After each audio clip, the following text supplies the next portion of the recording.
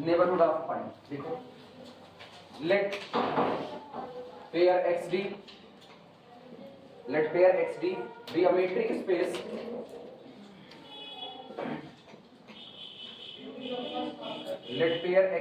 metric space and small x belong to set capital X।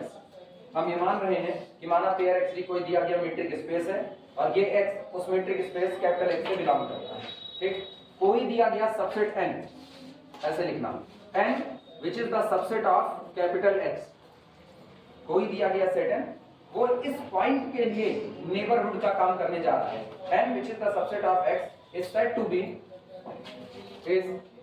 be कहा जाता है is said to be INBD of X if वो इस दिए गए पॉइंट X के लिए नेबरहुड कहलाएगा if there exists a positive real number small r such that अगर यहाँ पर आपको एक positive real number small r ऐसा मिल जाए कि open sphere with centre x and radius r, x इस ओपन स्फीयर में कंटेन हो और ये ओपन स्फीयर सबसेट हो जाए किसका, n का, तो ऐसे केस में n x के लिए किसका काम करेगा, नेबरहुड का काम करेगा। नोट करो,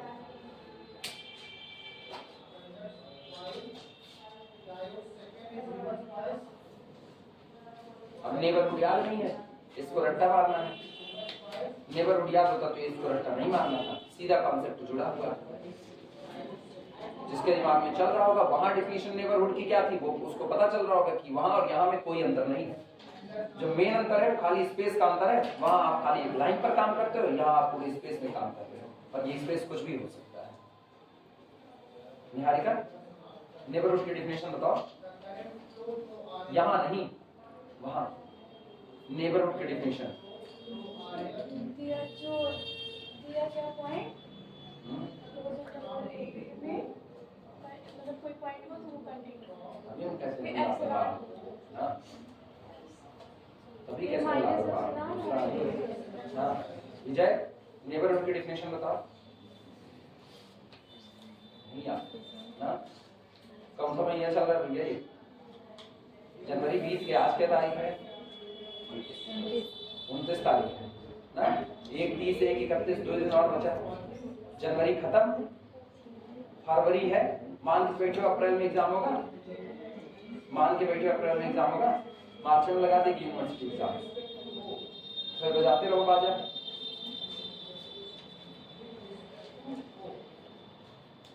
हाथ ऊपर करो, किनको किनको नेबरहुड की डेफिनेशन याद है, हाथ ऊपर। 1 2 3 4 5 6, आज नेबरहुड की डेफिनेशन था। वो जो इक्वेशन लिखाए थे, वो जो इक्वेशन नहीं, नेबरहुड की डेफिनेशन था वो नहीं, टूटी फूटी हिंदी में बताओ। Epsilon greater than x minus epsilon x plus epsilon greater than x minus epsilon x plus epsilon क्या, जैसे कोई दिया गया पॉइंट x नॉट किसी दिए गए सबसेट के लिए,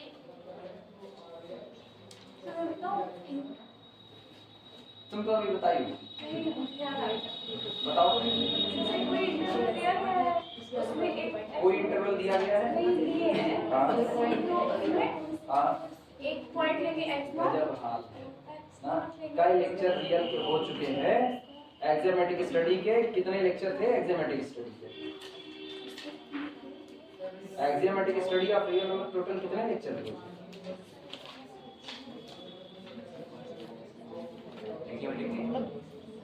24 प्लस 10 36 लेक्चर टोटल थे। मतलब हम डीपली में 36 लेक्चर तक लेकर के गए, नेबरहुड की डेफिनेशन नहीं पता, प्रियांशु नेबरहुड की डेफिनेशन बताओ।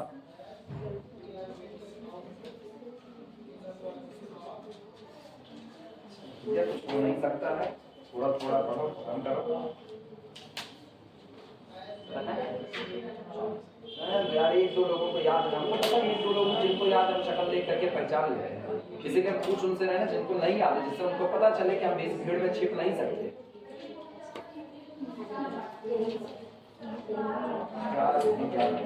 कभी कभी मेरा पढ़ाने का मन नहीं करता तो बुला लेते हैं मतलब नोट लगाना।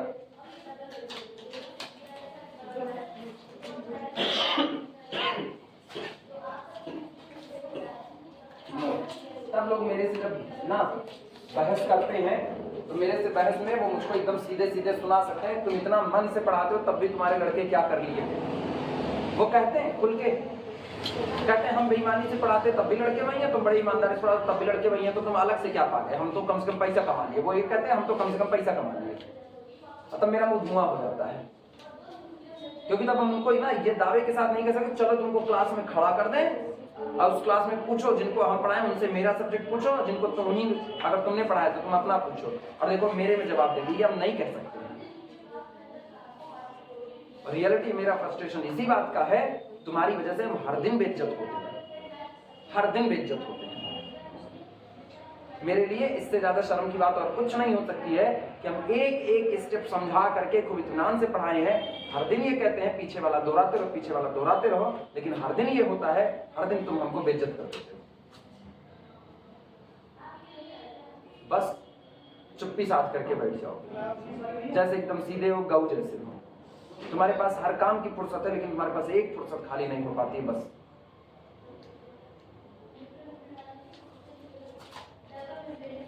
नोट लगाओ। For every r, for every small r greater than 0, for every small r greater than 0, SR of x, यानी open sphere with centre x radius r is a NBD of small x belong to capital X। अगर आप कोई भी radius small r चुन ले, for every small r greater than 0, जो आपका open sphere होता है वो मीट्रिक स्पेस के किसी भी पॉइंट के लिए हमेशा x belong to metric space के लिए वो हमेशा किसका काम करेगा, नेबरहुड का काम करेगा। ठीक, दैट इज अर्थात for any radius r, that is for any radius, for any radius small r, open sphere is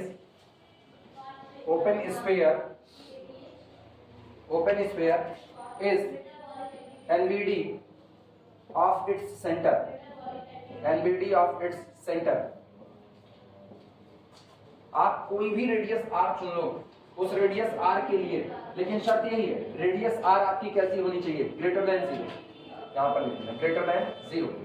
किसी भी चुनी गई पॉजिटिव रेडियस के लिए एक ओपन स्फीयर किसी और का नेबरहुड हो ना हो, लेकिन अपने सेंटर के लिए नेबरहुड का काम करेगा ही करेगा।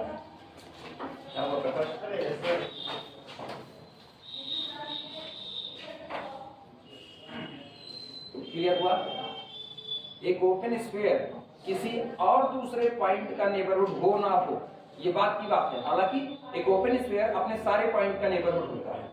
अगर आप कोई भी एक ओपन स्फीयर उठाते हो तो अपने हर एक पॉइंट के लिए नेबरहुड का काम करेगा। ये थ्योरम हम लोग बाद में करेंगे, लेकिन अभी की तारीख में हम इसको बोल रहे हैं एक ओपन स्फीयर किसी और दूसरे पॉइंट का नेबरहुड हो या ना हो, लेकिन अपने सेंटर के लिए वो हमेशा किसका काम करेगा, नेबरहुड का काम करेगा ही करेगा।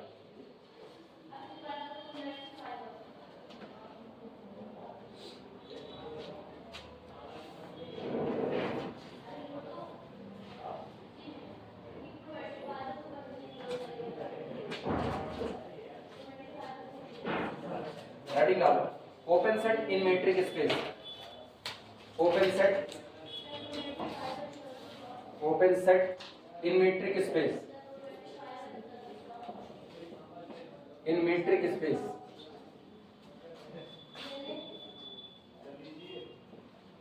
Open set in metric space.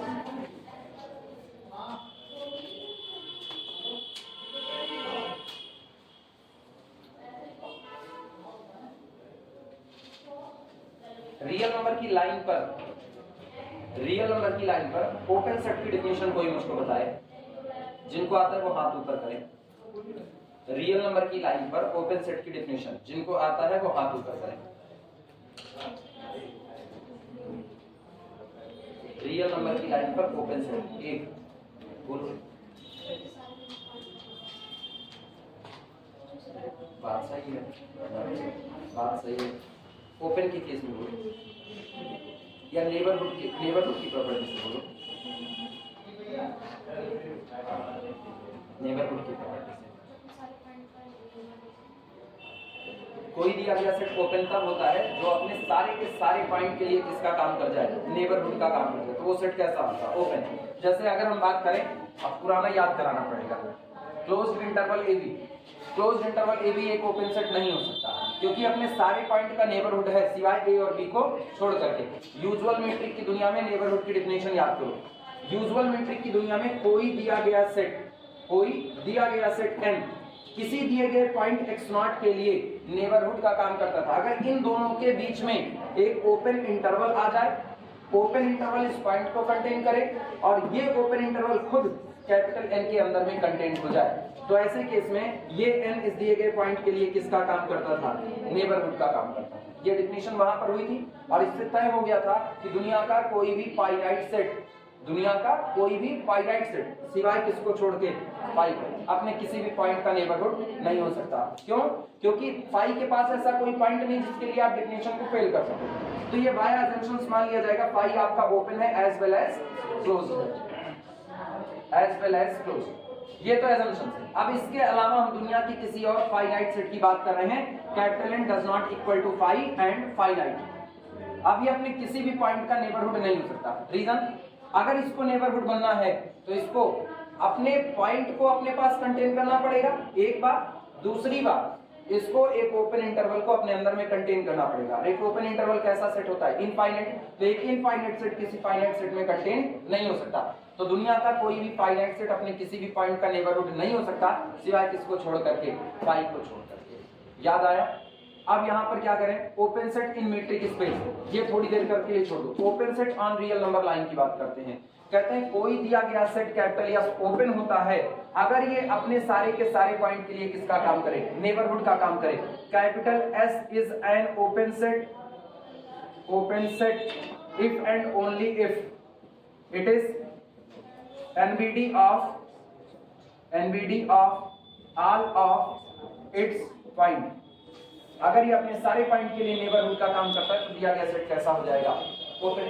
बस वहां जो ओपन इंटरवल होता था वो यहां पर क्या हो चुका है, ओपन स्फीयर हो चुका है।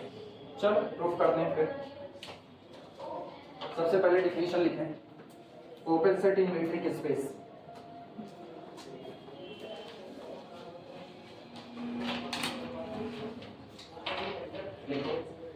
Late pair XD be a metric space, let pair XD be a metric space, pair XD be a metric space and capital S be the subset of capital X। ठीक, full stop। capital S is open, capital S is an open set if यदि for all small x belong to capital S, अगर capital S में जितने element मौजूद हैं उन सभी के लिए there exist, यहाँ मौजूद हो a number r greater than 0 such that, मतलब यहाँ एक रेडियस r ऐसी मौजूद हो जो इस प्रकार हो कि capital X contained in the open sphere XR and this open sphere itself contained in capital। Point open sphere में कंटेंट हो और ओपन स्फीयर किसमें कंटेंट हो, S में। हालांकि ये लिखने की जरूरत नहीं है। रीजन, तुम लिखोगे तब भी गलत नहीं, हटा दोगे तब भी गलत नहीं। क्यों? ये ओपन स्फीयर है जिसका सेंटर कौन है, X। तो एक ओपन स्फीयर किसी और को अपने पास रखे ना के सेंटर तो उसी का होगा, तो X तो ऑलरेडी इसमें बिलोंग कर रहा है। तो केवल इतनी बात कर देने से भी आप कैपिटल S को क्या कह सकते हो, एक ओपन सेट कर सकते हो। क्लियर हुआ? कैपिटल S का कोई भी पॉइंट चुनो, उस पॉइंट को सेंटर मान करके एक ओपन स्फीयर को ड्रा करो। अगर वो ओपन स्फीयर कैपिटल S के पास रह जाता है, इसी में कंटेंट हो जाता है, तो कैपिटल S कौन सा सेट बन जाएगा, ओपन सेट बन जाएगा। क्लियर हुआ? नोट करो। तो चाहे तो X बिलोंग टू करो, चाहे तो ना करो, इससे कोई फर्क नहीं पड़ता है।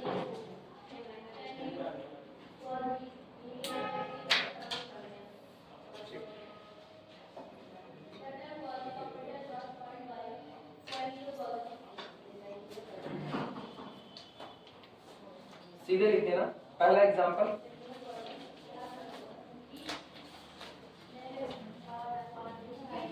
एग्जाम्पल में फर्स्ट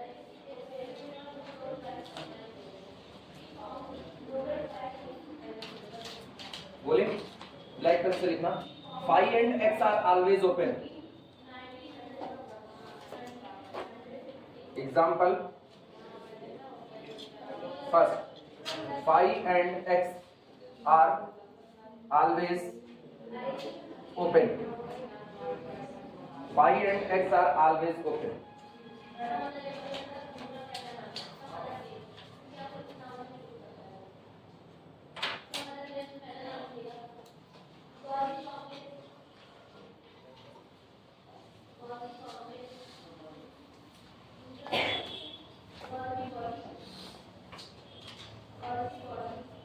मेरा टारगेट अब यही होगा अगले 20 दिन तुम लोगों में 20 दिन में हम यन्ने को कहीं से भी किसी तरीके से फाइनल कराना है। अब टारगेट यही होता है। अब मान के चलो जैसी पढ़ाई चलेगी आज से थर्ड सेमेस्टर और वीडियो देना बंद कर देंगे, उनको भी नहीं देंगे। Phi and x are always open लिखना है। सिंस एक्सप्लेनेशन है, since phi is an empty set, phi is an empty set, since phi is an empty set, so there are no point, so there are no point, so there are no point in phi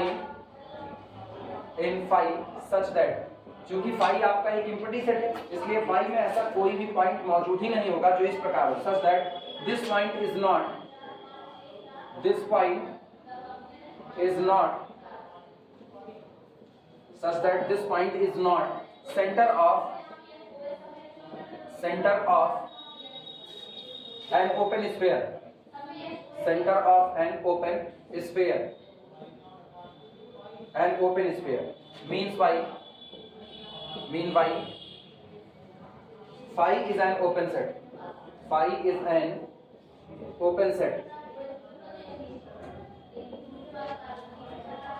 क्योंकि phi के पास ऐसा कोई point ही नहीं है जिसको आप ये साबित कर दो कि भैया ये पॉइंट ओपन स्फीयर का सेंटर नहीं हो सकता, यानी आपको एक्सेप्ट करना पड़ेगा फाई के अंदर जितने पॉइंट है वो सबके सब ओपन स्फीयर के ही सेंटर हैं, क्योंकि फाई के पास कोई पॉइंट ही नहीं है। तो आप थ्योरी को नकार नहीं सकते हो, और जब आप ओपन सेट की डिफिनेशन फाई पर नकार नहीं सकते हो तो आपको फाई को क्या मानना पड़ेगा, ओपन।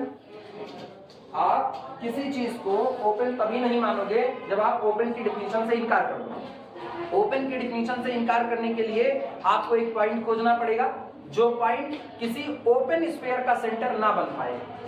दिमाग चलाना, किसी सेट को ओपन कहना है, किसी सेट को ओपन सेट कहना है तो क्या कहना पड़ेगा, उस सेट का कोई भी पॉइंट उठाओगे, उस पॉइंट का एक ओपन स्फीयर ड्रॉ करोगे और वो ओपन स्फीयर सेट में ही कंटेंट हो जाएगा, तो आपका सेट ओपन हो गया। अब अगर आपको फाई को ओपन कहना है तो चलो उल्टा, माना फाई ओपन नहीं है।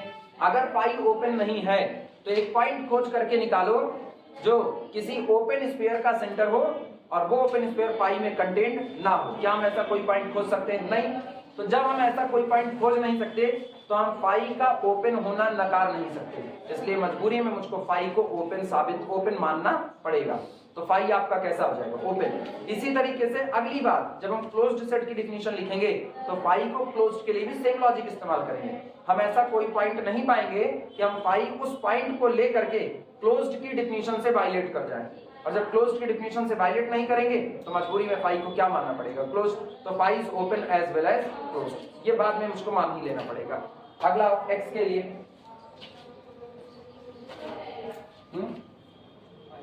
मीन भाई इसका मतलब ये है phi is an open set. और बताएं पर्यायवाची में कि और आसान हो जाए। चलो ये तो फाई के लिए हो गया, ठीक। अब और एक्स के लिए बात करते हैं कि एक्स भी हमारा क्या होगा, ओपन होगा। लिखना, लाइन चेंज कर देना और चाहे तो ऐसे स्टार बना देना। अब हम एक्स की बात करें, लिखना for all small x belong to our set capital x there exist always, जहां हमेशा मौजूद होगा, there exist always a positive number, there exist always a positive number small r such that, यहाँ हमेशा एक पॉजिटिव नंबर आपको ऐसा मिलेगा कि open sphere with centre x and radius r wholly contained in capital X is the subset of capital X। ठीक, this implies that x is open, this implies that x is open. कोई भी metric space उठाओगे उसके किसी भी point के लिए तुमको एक रेडियस ऐसी जरूर मिल जाएगी कि आप पॉइंट को सेंटर मान के उस रेडियस का ओपन स्फीयर ड्रॉ करोगे तो उसी मीट्रिक स्पेस में जाकर के कंटेंट हो जाएगा। किसी के लिए भी इवन वो डिस्क्रीट होगा ना तब पर भी यही केस होगा। डिस्क्रीट में दो दूरियां हैं 1 या 0, ठीक 1 या 0, तो 1 या 0 में 1 रहेगी तब फिर डिस्टेंस बिटवीन x y 1, तो x और y दोनों किसके, x और y दोनों किसके, आपके मीट्रिक स्पेस के, उसके बीच के लोग भी किसके, मीट्रिक स्पेस के, वो ओपन स्फीयर कंटेन कर देगा। इसके बाद अब प्रॉब्लम, पहले चैप्टर को यहाँ ला रहे हैं। पहले चैप्टर में मैंने पढ़ा था कि ओपन इंटरवल जो होता है वो एक ओपन सेट होता है, आया ना। आप उसी चीज को यहाँ पर साबित कर रहे हैं कि चूंकि वहां पर क्या था, वहां और यहाँ में एक अंतर आ रहा है, वो खुद एक मीट्रिक स्पेस की दुनिया है जिसको काट करके अलग कर दिया गया। यूजुअल मीट्रिक, रियल नंबर की लाइन पर कौन सी मीट्रिक काम करती है, यूजुअल मीट्रिक, यानी distance between x y is equal to mod of x और y, mod of x minus y, वो काम कर रहा था। तो मैंने उसको वहां पर पढ़ दिया कि वो वहां पर क्या होता है, एक ओपन सेट होता है। Every open interval must be a open set. पढ़े हो कि नहीं पढ़े हो, इनिशियल में वहां हमने पढ़ लिया, because it is the media of all of its point, अपने सारे पॉइंट का नेबरहुड होगा, एक काम तो हो गया था। अब अगर तुमको एग्जाम में लिखा मिलता है in a metric space, in a metric space prove that every open interval is an open set, तो तुमको वहां की बजाय यहां काम करना है। आई बात है समझ में? चलो प्रूफ करते हैं। कुछ नहीं बदलेगा, जैसा प्रूफ वहां वैसा प्रूफ यहाँ, बस केवल सेंटेंस जुड़ जाएगा इन मीट्रिक स्पेस।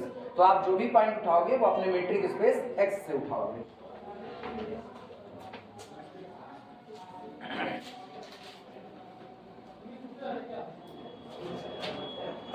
प्रॉब्लम लिखना,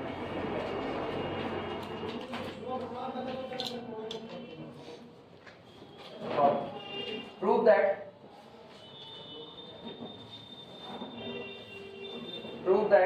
open interval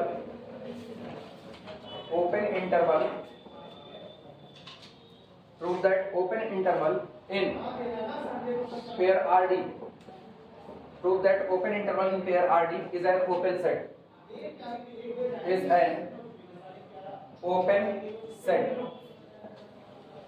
ये मीट्रिक स्पेस है, पेयर आरडी जो दिया गया है ये मीट्रिक स्पेस है।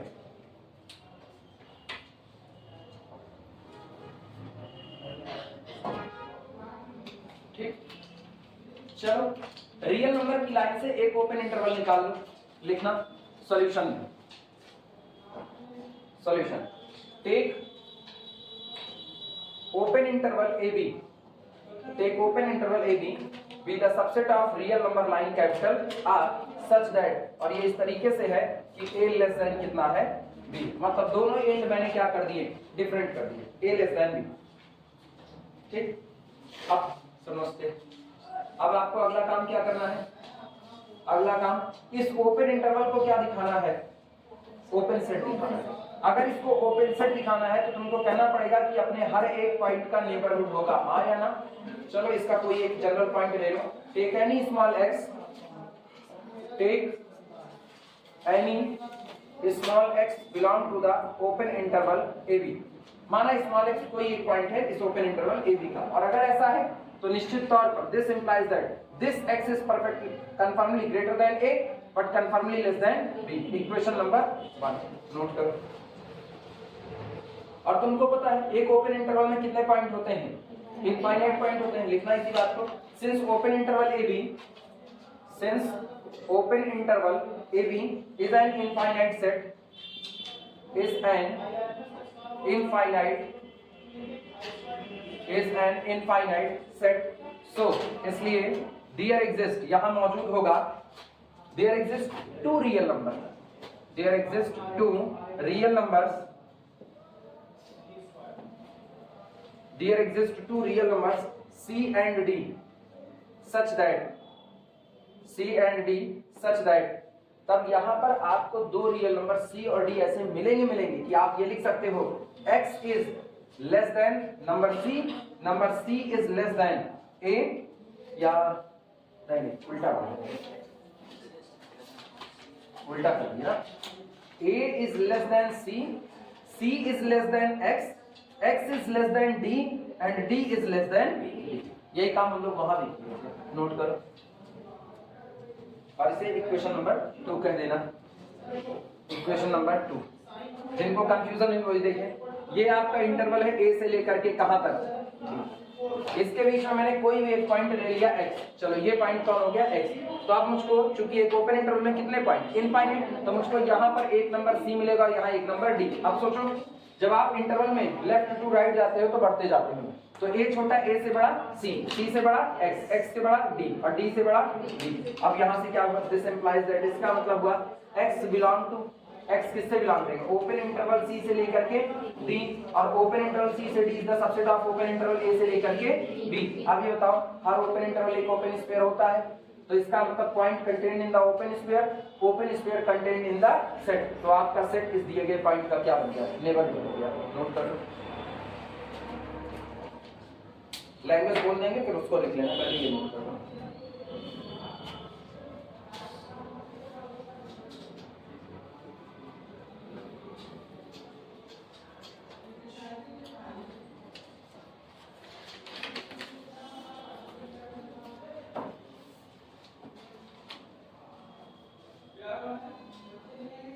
हो गया,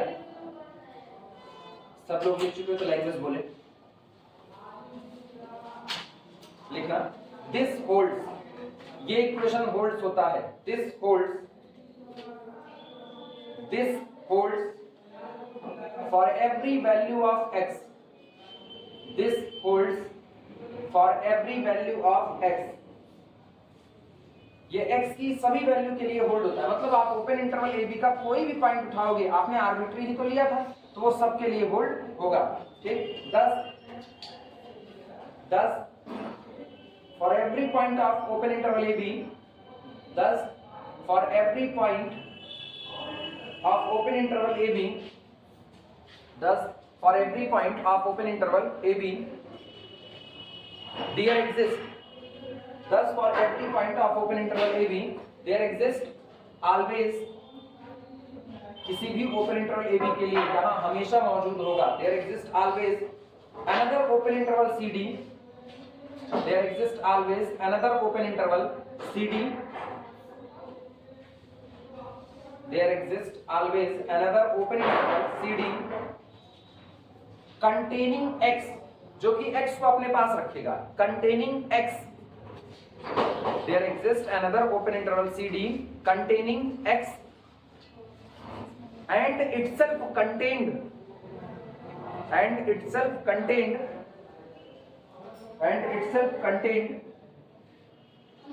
in open interval AB, and itself contained in open interval AB।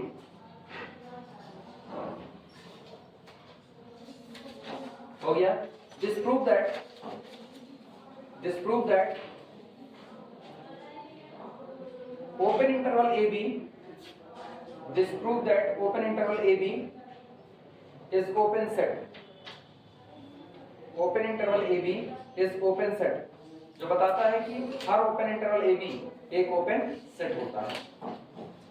हो गया, अब हम प्रूफ करेंगे किसी भी मीट्रिक स्पेस में जो आपका ओपन स्फीयर होता है वो ओपन स्फीयर भी एक ओपन सेट होता है।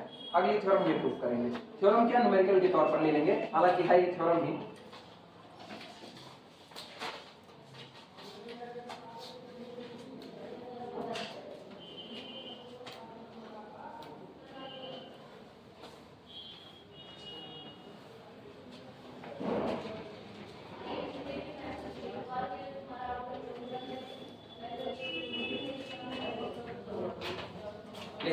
इन metric space pair XD problem है, problem in metric space pair XD, आगे लिख देना चाहे तो in metric space,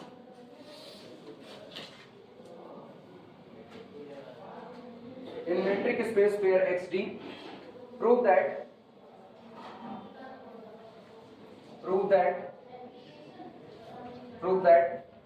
each open sphere, every open sphere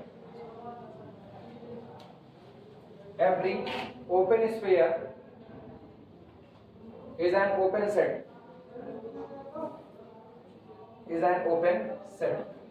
Every open sphere is an open set.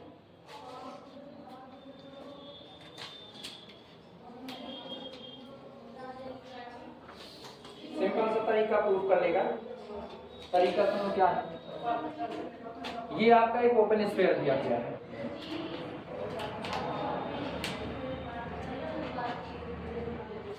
ये आपका एक ओपन स्फीयर दिया गया है। इस ओपन स्फीयर का चलो हम सेंटर मान लेते हैं, सेंटर कितना है x, और इस ओपन स्फीयर की रेडियस कितनी मान लेते हैं r। मुझको ये साबित करना है ये ओपन स्फीयर एक ओपन सेट होगा। कैसे साबित करेंगे? हम इसका एक आर्बिट्री पॉइंट ले लेते हैं y, आर्बिट्री पॉइंट y, और y को सेंटर मान करके एक ओपन स्फीयर ड्रॉ करते हैं, ठीक। और साबित कर दो ये ओपन स्फीयर इस दिए गए ओपन स्फीयर में ही कंटेन्ड होगा। हम इसकी रेडियस मान लेते हैं, माना इसकी रेडियस कितनी है, इसकी रेडियस है r, फिगर मत बनाना, ठीक। एक आपको ओपन स्फीयर दिया गया है, ये ओपन स्फीयर है, open sphere with centre x and radius r। मैंने इसका एक आर्बिट्री पॉइंट ले लिया, कौन सा, y। एक y भी an arbitrary point of this open sphere. अब अगर वो आर्बिट्री पॉइंट है, आप y को सेंटर मान करके अगर कोई ओपन स्फीयर ड्रॉ करो और वो ओपन स्फीयर इस ओपन स्फीयर में कंटेन्ड हो जाए, तो y belong to the open sphere with centre y radius r1 and itself contained in the open sphere with centre x radius r। तो इसका मतलब आर्बिट्री पॉइंट के लिए नेबरहुड बन गया, और जब अपने आर्बिट्री पॉइंट का नेबरहुड बन गया तो इसका मतलब SRX क्या हो चुका है, एक ओपन सेट हो चुका है। क्लियर हुआ? तो हर ओपन स्फीयर एक ओपन सेट हो जाएगा, यही अपने को साबित करना है। चलो आप फिगर बनाना चाहो बना सकते हो, फिगर बनाना चाहो तो बना सकते हो, और कुछ ऐसा बनाना ना कि इनको ऐसे लाइन से जोड़ देना।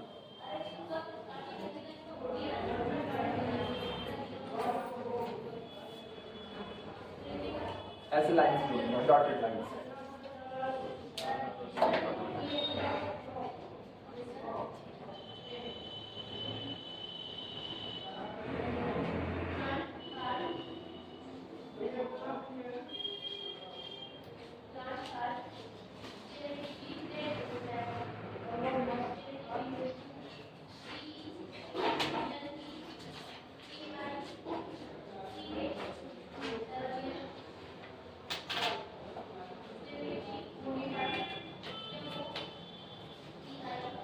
ये कर लो, फिर तुम लोगों को अभी 2 मिनट का ब्रेक देते हैं, 10 मिनट का।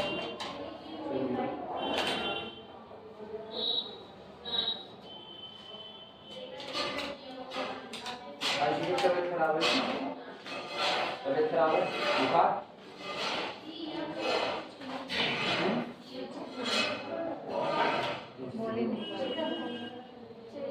अच्छा,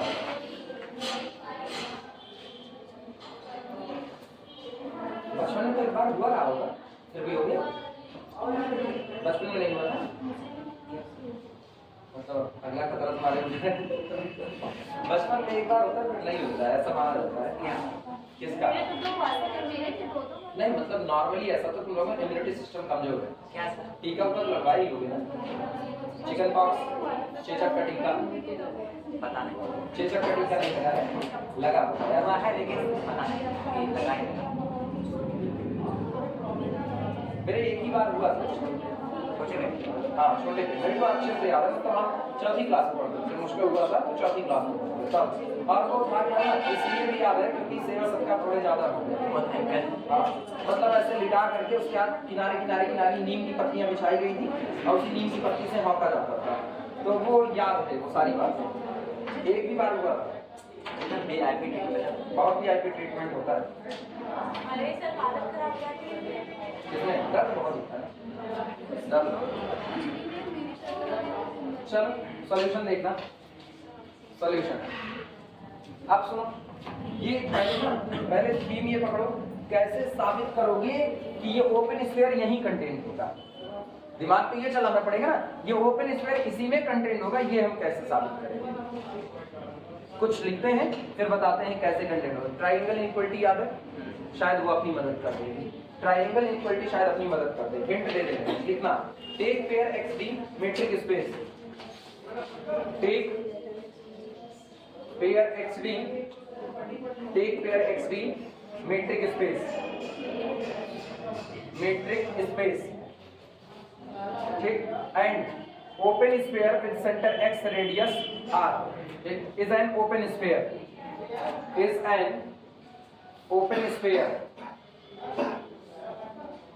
is an open sphere in metric space pair XD। सबसे पहले मैंने एक मीट्रिक स्पेस ले लिया, मीट्रिक स्पेस पेयर XD, और इस मीट्रिक स्पेस ये अपना मीट्रिक स्पेस है, ठीक, metric space pair XD।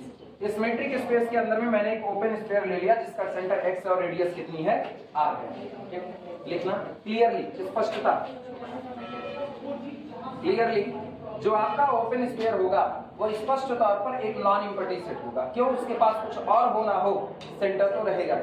Clearly open sphere with centre X radius R does not equal to 5 because, क्योंकि, बिकॉज एटलीस्ट, कम से कम, because at least small x belong to the open sphere with centre X radius R। Note कर। चलो एक arbitrary point लेते हैं इस ओपन स्फीयर का। Let any y, let any y belong to open sphere with centre X radius R। माना एक arbitrary y है जो इस ओपन स्फीयर जिसका सेंटर X रेडियस R है उससे बिलोंग करता है, ठीक। अच्छा, अब अपने दिमाग से सोच करके बताओ, अगर y इस स्फीयर के अंदर का पॉइंट है, दिमाग सोचना, अगर y इस स्फीयर के अंदर का पॉइंट, तो स्फीयर की रेडियस कितनी है, स्फीयर की रेडियस r है, और distance between centre and y, जब y स्फीयर के अंदर है तो इन दोनों के बीच की डिस्टेंस रेडियस से छोटी होगी, रेडियस से छोटी, यानी this implies that the distance between centre x and radius y is कंफर्मली less than कितना r। नोट करो,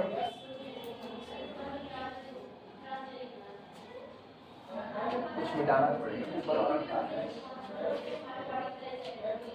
और ये बताओ फिर, अगर ऐसा है, अगर ऐसा है तो निश्चित तौर पर दिस इंप्लाइज, अब r बड़ा है और डिस्टेंस बिटवीन x y छोटा है, तो r minus distance between x y, ये दिमाग दौड़ाना, ये कितना है, ये r है। और इसमें से आप निकाल रहे हो डिस्टेंस बिटवीन x y, बचा यही इतना कि नहीं, r1 बचा, तो r minus distance between x y is equal to r1 से, जो कि हम मान रहे हैं ये पक्का ग्रेटर देन कितना होगा, नोट करो।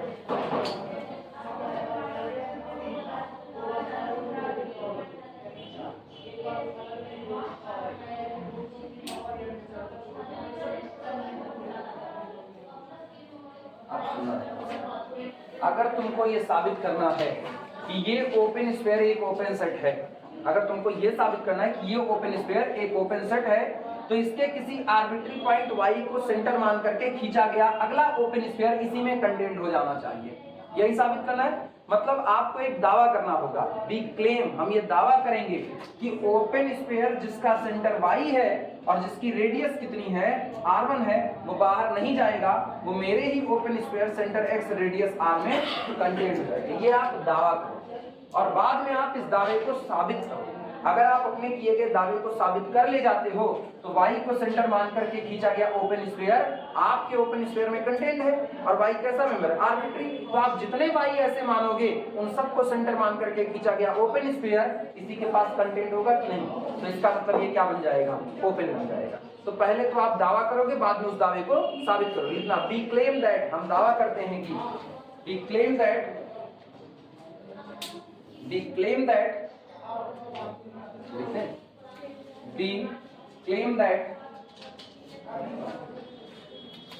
open sphere with center y and radius r1 is the subset of open sphere with center x and radius r। ये हमारा दावा है।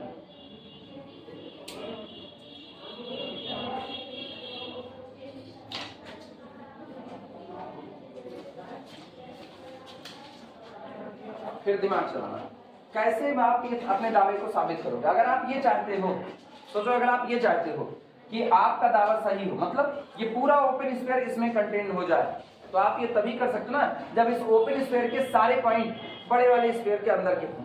हाँ यार, तो आप इस ओपन स्फीयर के अंदर का कोई एक पॉइंट ले लो, कौन सा, जेड। इस ओपन स्फीयर के अंदर का कोई एक पॉइंट ले लो, arbitrary member of Z belong to the open sphere with centre y radius r1, और आप साबित कर दो now this Z belong to the open sphere with centre x radius r। लेकिन आप ये कैसे कह सकते हो, आप ये तभी कह सकते हो अगर जेड को इस स्फीयर के अंदर में रहना है, तो एक ओपन स्फीयर, इसका मतलब आपको साबित करना पड़ेगा distance between centre x and Z is confirmly less then radius r। कोई चीज स्फीयर के अंदर है तो इसका मतलब उसके और सेंटर के बीच की दूरी रेडियस r से कम आनी पड़ेगी। क्लियर हुआ कि नहीं? तो आपने को ये दावा करना, मतलब ये दावा अगर साबित करना है तो साबित करना पड़ेगा distance between centre x and z, इनके बीच का अंतर आपके बड़े वाले स्फीयर की रेडियस r से भी क्या होगा, कम होगा। क्लियर हुआ? चलो प्रूफ करते हैं। लिखा take any z, take any z belong to, कहां से लिए हैं ये, take any z belong to sphere with centre y radius r।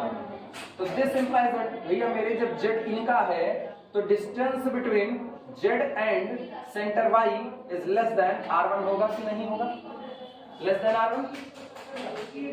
कोई तकलीफ किसी को? फिर by triangle inequality, by triangle inequality, by triangle inequality, सुनो सारे लोग इधर ध्यान दो, distance between centre x and z less than or equal to distance between कितना x एंड y और plus distance between y and z। आया ना? फिर सुनना, this implies that distance between xy less than or equal to distance between xy कितना r। आया ना? Distance between xy कितना r, नहीं r नहीं मानेंगे, डिस्टेंस बिटवीन xy को यही रहने दो, डिस्टेंस बिटवीन xy ही रहने दो।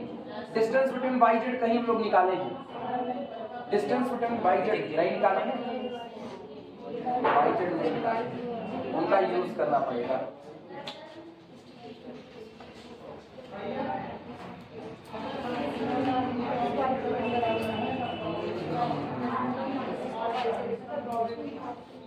yz डिस्टेंस बिटवीन xy, तीन ही पॉइंट हुआ अपने पास, x हुआ, y हुआ और z हुआ।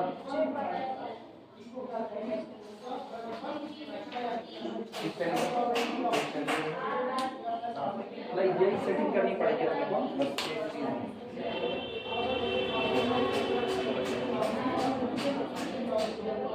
डिस्टेंस बिटवीन x z निकाले हैं। अच्छा ये क्या करती है, डिस्टेंस बिटवीन x y यहाँ क्यों रखती है, ये डिस्टेंस बिटवीन x z होगा ना, तभी कंफ्यूज कर रहा है, इसको रखते हैं हम लोग डिस्टेंस बिटवीन x z ठीक less than or equal to, हां ये कंफ्यूजन तो ये कर रहा है। This implies that distance between x z less than or equal to distance between कितना x y और सुनो एक चीज इस्तेमाल करो, रुको यहां से देखना, ये बताओ y और z के बीच की दूरी पक्की बात है रेडियस r1 से कम है कि नहीं, तो इसको हटा के इसकी जगह पर r1 पुट कर दो, तो ये जो लिखा गया है this is confirmly less than distance between xy और प्लस कितना r1। समझ में आया कि नहीं? सुनो जिनको नहीं आया ये बताओ, ये z कहां का पॉइंट है, इस स्फीयर के अंदर का पॉइंट है, और अगर ये इस स्फीयर के अंदर का पॉइंट है तो सेंटर के और z के बीच की दूरी इसकी रेडियस r1 से कम होगी कि नहीं होगी, तो हम डिस्टेंस बिटवीन yz को हटा के उसकी जगह उससे भी बड़ी दूरी क्या रख देते हैं r1। तो अब ये confirmly distance between xz is less than equal to, खत्म, distance between xz is confirmly less than distance between xy और प्लस कितना हो गया r1। अब आप r1 की वैल्यू रख दो,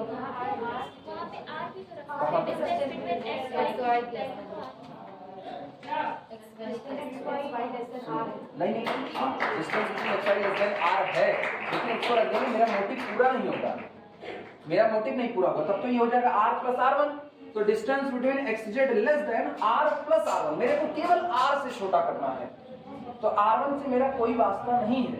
अब जब R1 रखेंगे ना तो R1 की वैल्यू रखो, R1 की वैल्यू देखो कितनी है, तो ये बन जाएगा this is equal to distance between x y और प्लस कितना r माइनस डिस्टेंस बिटवीन कितना एक्स वाई। अब ये बताओ ये और ये खत्म, आपको मिला क्या? This implies that distance between x Z is perfectly less than कितना r।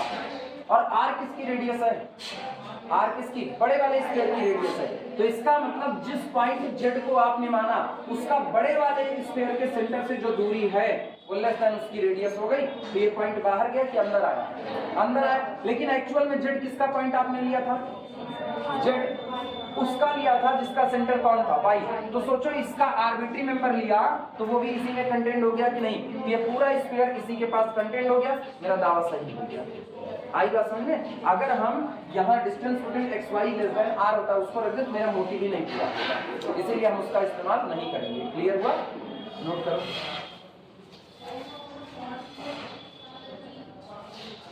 This implies that Z belong to the open sphere with center x radius r। ठीक,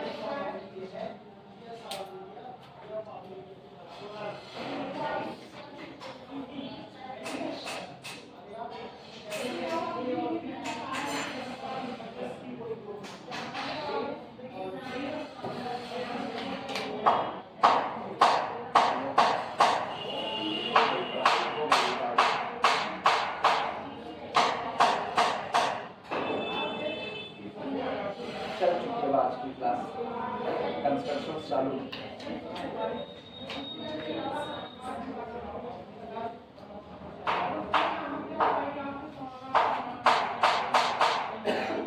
मिट्टी स्पेस खत्म, समझ मतलब खत्म मतलब यहाँ रिकॉर्डिंग अब तक लगा है।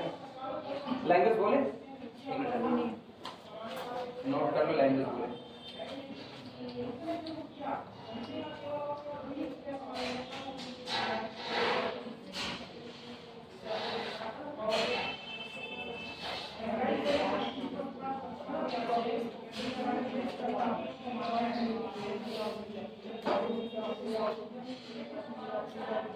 बोला जाए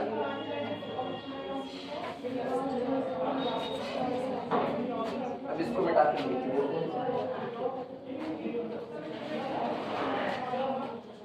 लिखना as z is arbitrary,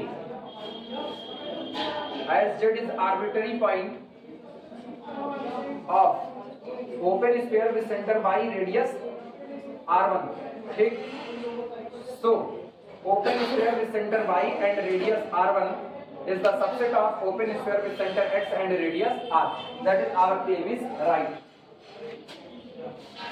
that is our claim is right, that is our claim, हमारा दावा सही है, our claim is right।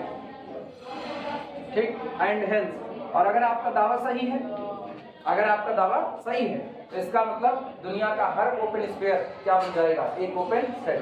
So and hence every open sphere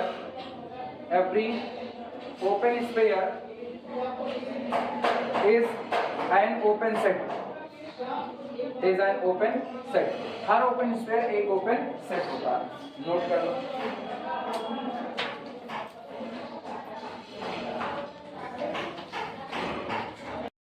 लिखना theorem. In metric space pair XD, theorem है in metric space pair XD,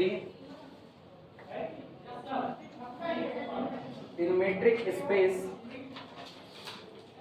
pair XD prove that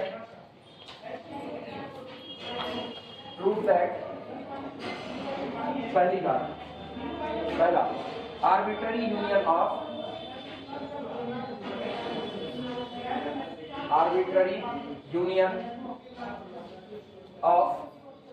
open set,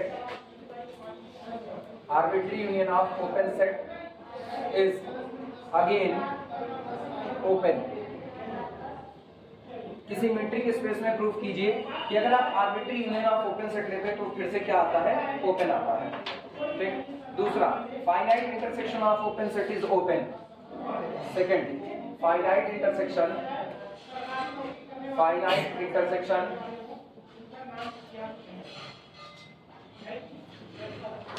intersection of open set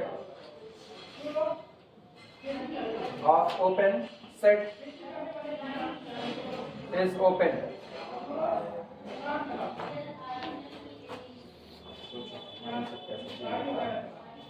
statement आ गया, सरकारी नौकरी करने वालों का नाम किसी को याद नहीं, खेती करने वालों का नाम किसी को याद नहीं, बड़े बिजनेस करने वालों का नाम सबको याद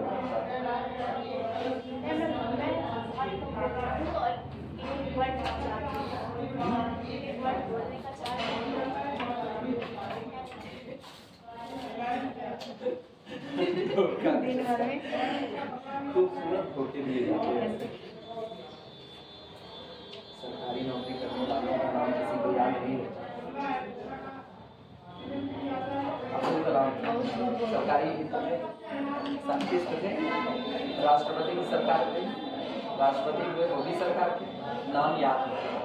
इसके बाद और किसी का नाम, जिसके को उसकी अपने जिले के डीएम का नाम पता हो, सरकारी नौकरी करता है। उसके बाद आप जिस टीचर से पढ़े हुए सरकारी है, आपको उसका नाम याद तो ऐसा तो सबका है। अब ये सचिन तेंदुलकर, कितने लोग सचिन तेंदुलकर का नाम नहीं जानते होंगे?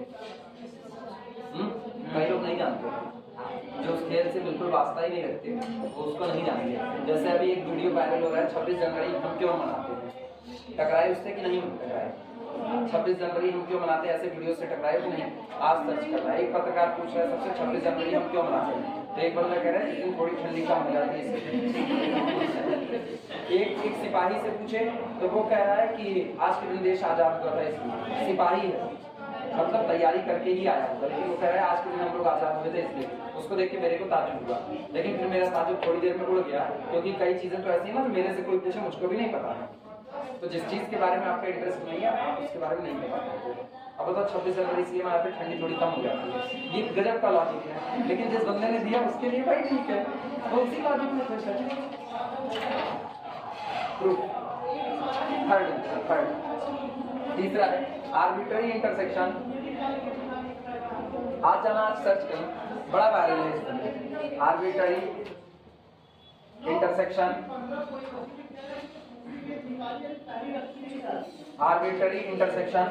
ऑफ ओपन सेट, ठीक, need not be open,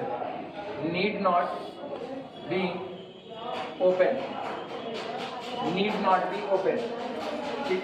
most important theorem टिक कर लो एग्जाम के लिए। अभी इंपॉर्टेंट बताते चल रहे हैं, मैट्रिक स्पेस का बाद में मत पूछना, स्टैटिक लगा दिया। Arbitrary union of open set is again open, पहली बात। दूसरा, finite intersection of open set is again open, और arbitrary intersection of open set need not be open. चलो वन बाय वन प्रूफ करते हैं। सबसे पहले हम क्या करेंगे, ओपन सेट की फैमिली इकट्ठी कर लेंगे, O1, O2, O3, O4, O5 so on, ये सब के सब कैसे हैं, ओपन। हमको इनका क्या लेना है, यूनियन, और मेरे को साबित करना है ये यूनियन ही क्या होगा, एक ओपन सेट होगा। मिटाया जाए इसको, सारे स्टेटमेंट हो गए।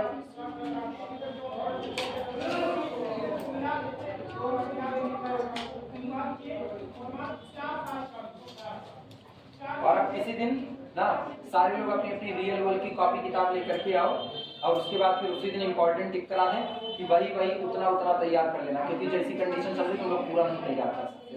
बहुत लिखा है उसमें छाटना पड़ेगा, ठीक। तो वो छाट लेंगे। अगर आज सबके पास रियल की किताब मौजूद है,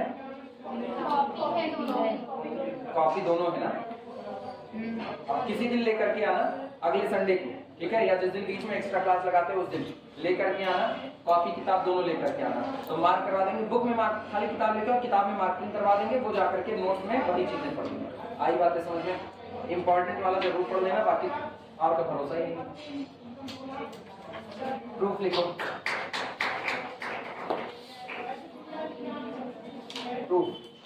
प्रूफ में सबसे पहला साबित करने जा रहे हैं। पहला ये arbitrary union of open set is again open. चलो एक फैमिली बनाओ ओपन सेट की, लिखना लेट कलेक्शन ऑफ ओ आई जहां पर आई बिलोंग करता है इंडेक्स सेट से, ये इंडेक्स सेट का सिंबल है, I belong to index set, ठीक, is a family of open set, is a family of open sets, ठीक, वेयर जहां पर index set does not equal to 5, ठीक, is index set and O1 O2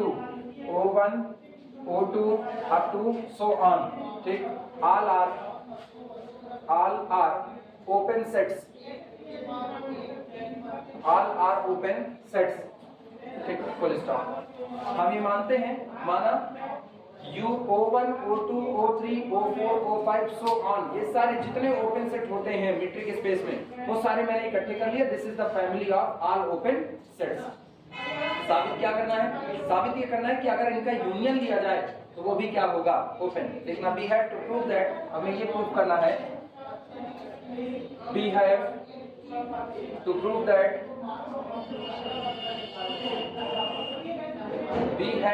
that, the union of OI जहां पर I belong करता है index set से, it is again open,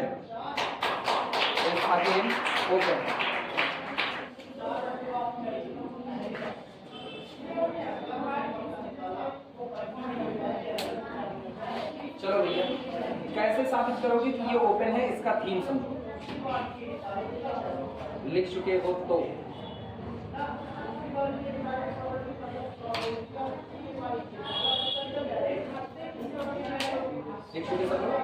सुनो, अगर आपको ये साबित करना है कि ये एक ओपन सेट है तो इसका एक आर्बिट्री पॉइंट x लिया जाएगा, उस x को किसी ओपन स्फीयर में कंटेन करवा दो और उस ओपन स्फीयर को इसमें कंटेन करवा दो। ये ओपन हो गया कि नहीं हो गया? यानी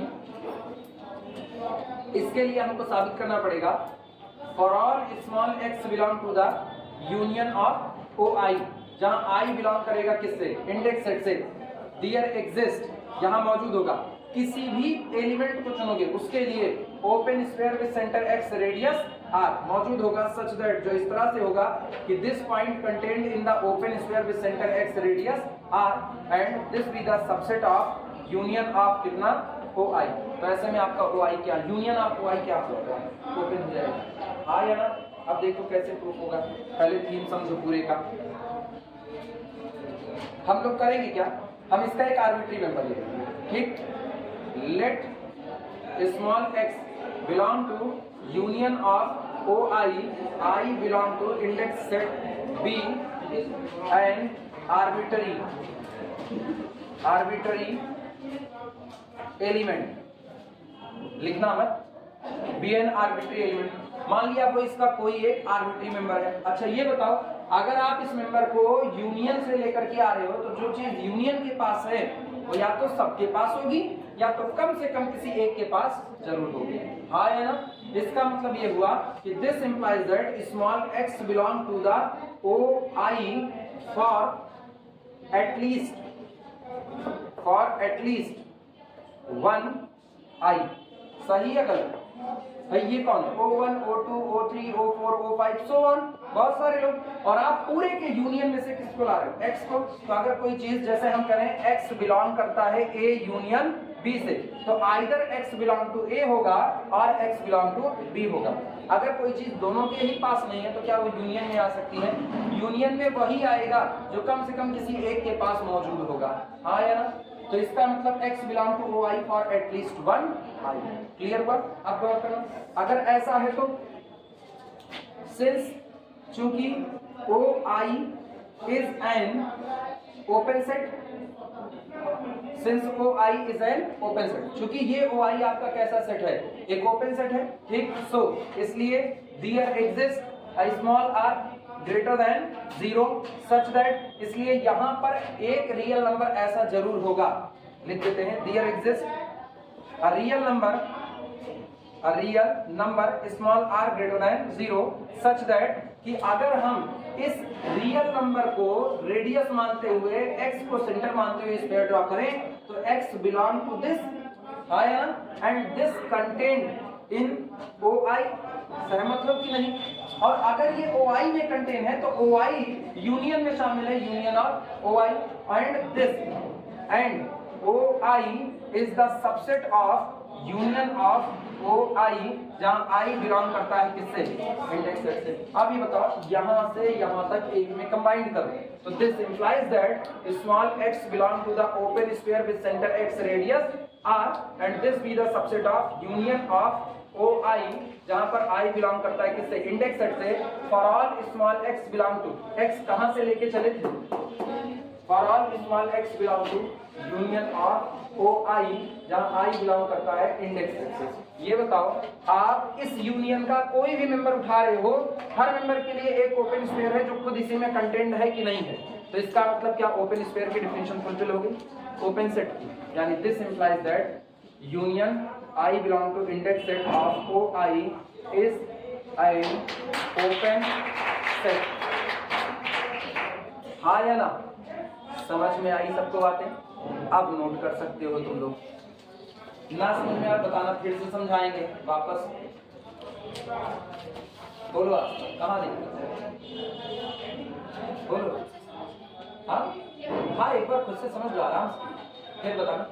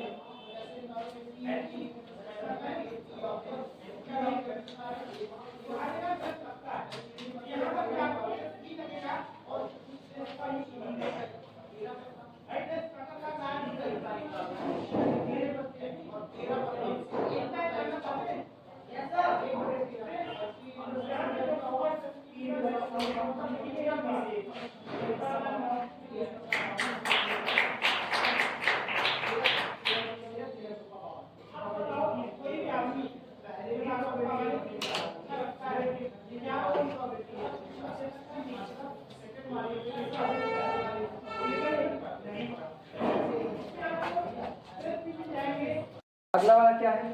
सेकेंड स्टेटमेंट बोलो। Finite intersection of open set is open. चलो सेकेंड लिखते हैं, finite intersection of open set is open. अगला स्टेटमेंट प्रूव करते हैं सेकेंड। अब एक काम करो, जो कि ये कह रहे हैं finite intersection of open set is again open, तो चलो कुछ ओपन सेट जो होते हैं फाइनाइट ओपन सेट उनको लेते हैं। कितने ओपन सेट लिए जाएं? 1 2 3 4। तो हम क्या करते हैं, हम लोग के ओपन सेट ले लेते हैं 1 से लेकर के k तक, यानी O1 O2 O3 O4 so on OK।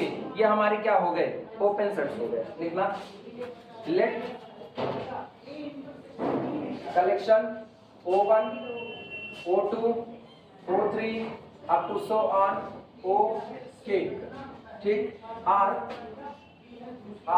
के open sets, are k open sets. माना ये हमारे पास टोटल के ओपन सेट्स हैं। प्रूफ क्या करना है वो सुनना। We have to prove that, हमें ये साबित करना है, we have to prove that, we have to prove that the intersection of OI, लेकिन इस बार I वेरी कर रहा है 1 से लेकर के k तक, ठीक, is again open। हमें ये साबित करना है कि ये भी हमारा फिर से वापस क्या होगा? एक ओपन होगा।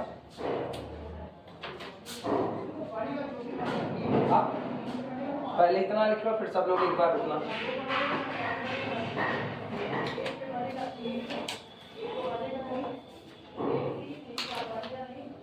लिख चुके? अब ध्यान दो, ये बताओ, अगर आपको ये प्रूफ करना है कि ये एक ओपन सेट है, तो आप ये कैसे साबित कर पाओगे?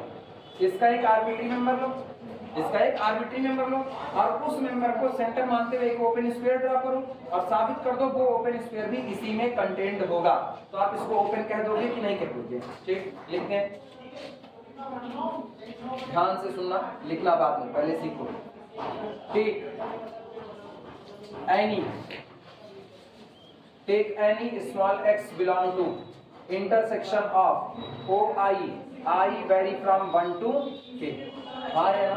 हमने क्या कहा? हमने इसका एक आर्बिट्री मेंबर ले लिया, कौन सा? Small x। तो इसका मतलब क्या हुआ? This implies that this small x belong to the OI for all I is equal to 1, 2 up to so on k। क्यों? क्योंकि जो चीज इंटरसेक्शन के पास है वो सभी के पास होगी। ठीक, ये अंकित की रोकी। हाँ चल, ये हर एक आई के लिए मौजूद होगा, मतलब x01 का भी होगा, x02 का भी होगा, सो ऑन x किसका होगा? OK का भी होगा। ठीक, अब फिर सुनना, सिंस चूंकि OI इज ओपन सेट, चूंकि OI कैसा है? ओपन सेट है। आप चाहो तो आप अलग अलग लिखो, since O1, O2, O3 so on OK all are open set. तो इसका मतलब x को सेंटर मान के खींचा गया ओपन स्फीयर O1 के भी पास होगा, O2 के भी पास होगा, O3 के पास होगा, OK के पास। हाँ, रेडियस डिफरेंट हो सकती है, तो रेडियस डिफरेंस होने से मेरा कोई वास्ता नहीं है। यानी हम लिख सकते हैं इस पे, since O1, O2, O3 up to so on OK all are, सभी के सभी हैं, ऑल आर ओपन सेट्स। ठीक, सो इसलिए देयर एग्जिस्ट रियल नंबर्स या पॉजिटिव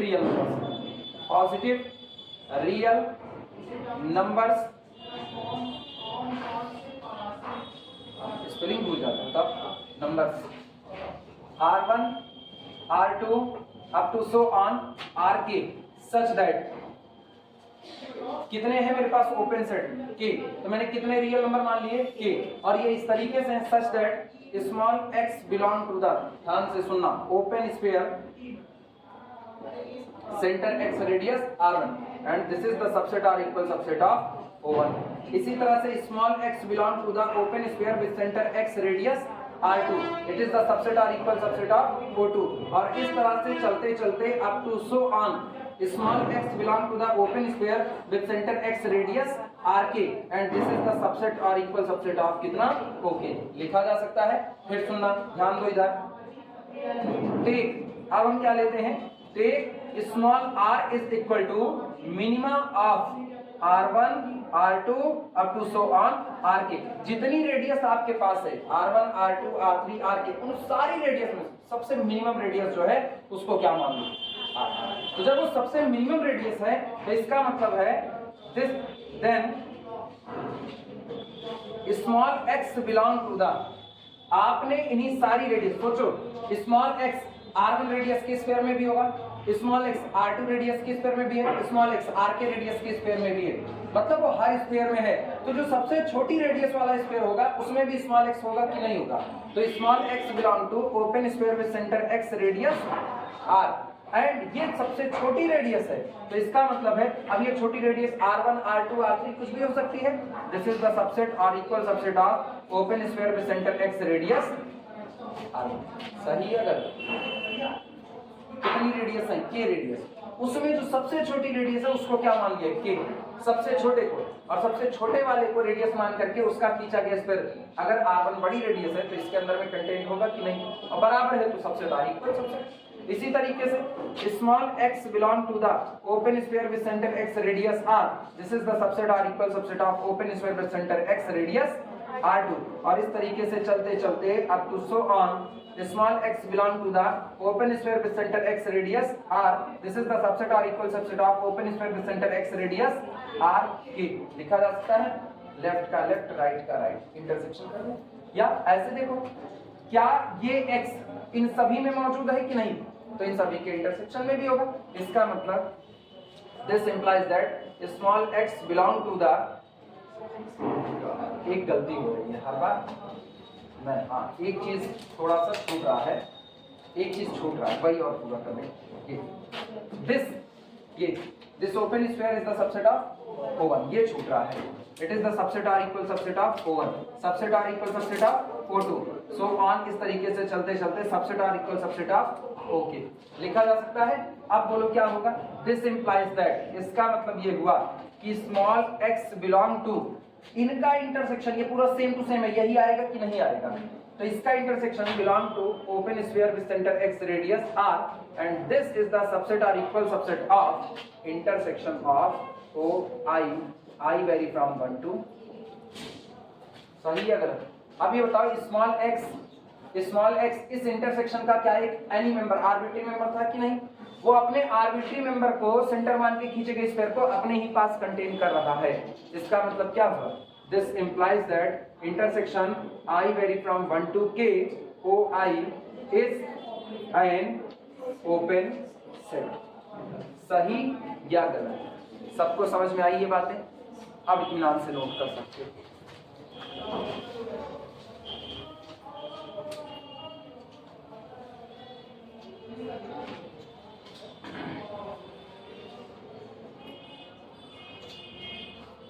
वहां पर एक बात ऐसे लगा देना ना, for all small x belong to the intersection OI और I vary from 1 to k, ये बात लगा देना, पता रहेगा आर्बिट्री है।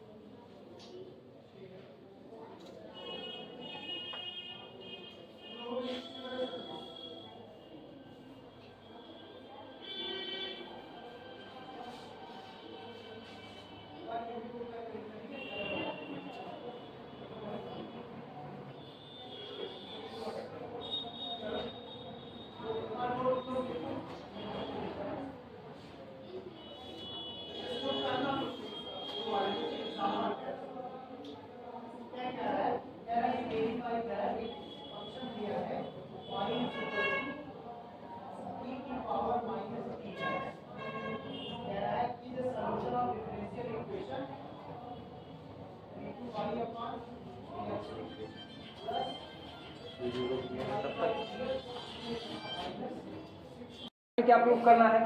थर्ड बोलो, arbitrary intersection of open set need not be open. केवल एक काउंटर एग्जांपल ले लो, काम खत्म हो जाएगा। और काउंटर एग्जांपल सबको पता होना चाहिए, क्या लिया जाएगा? Arbitrary intersection of open set need not be open, क्या लें? रियल ओपन लेंथ क्या? इंटरवल बोलो, माइनस एन से प्लस है, माइनस एन से प्लस है, एन आपका नेचुरल नंबर, काटते काटते निकालते निकालते चले जाओ। लिखना थर्ड में लिखना, to prove arbitrary intersection, to prove arbitrary intersection, to prove arbitrary intersection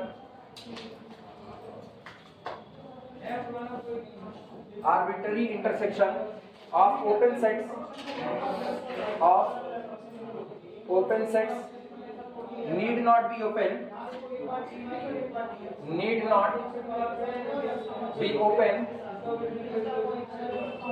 not be open, it is sufficient to show that, it is sufficient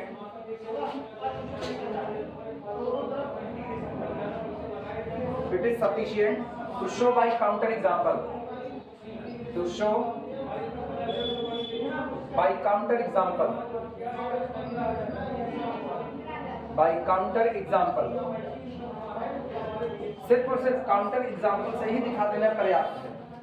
bye counter example, ठीक, ये ई है।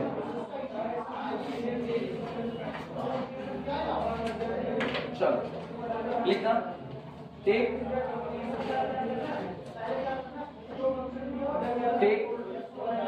collection of open interval minus n2 plus n such that n belong to the natural number set n. Okay, a family of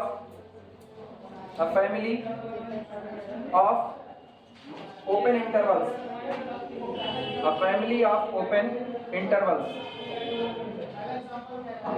a family of open intervals. चलो इनका intersection ले लो बस खाली. Therefore intersection